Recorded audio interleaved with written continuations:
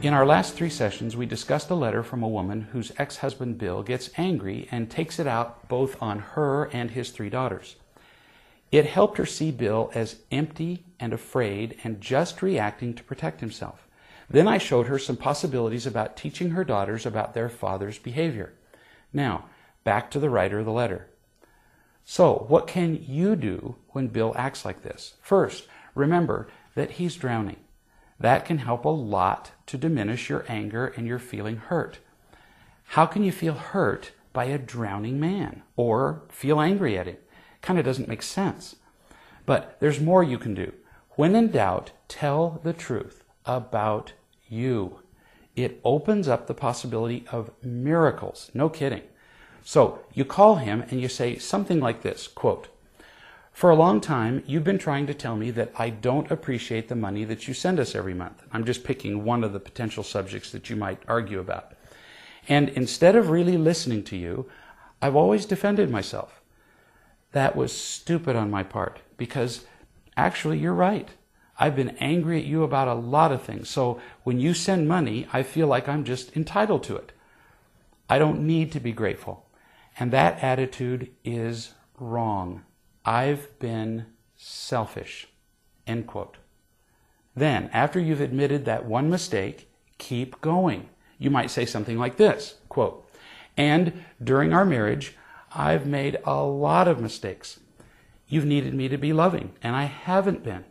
I've been thoughtless and unloving more times than I can count, and I'm sorry that I've hurt you."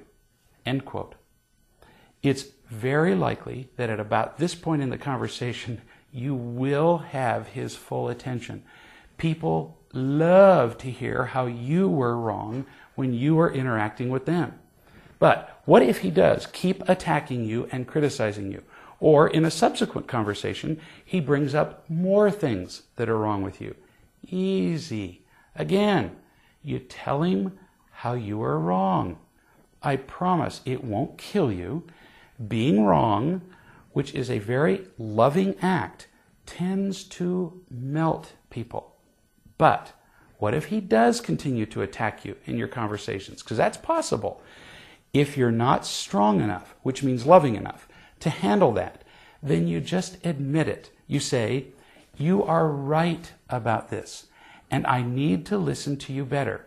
But right now, I'm just not strong enough to go over past issues. So for now, I need to talk to you only about stuff that directly relates to the children." In other words, you love him as well as you can.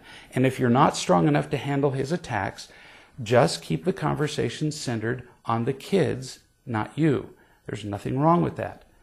You can do this. As you feel more loved and as you work at being more loving, you can make this relationship with your ex-husband much more tolerable, perhaps even, dare I say it, loving.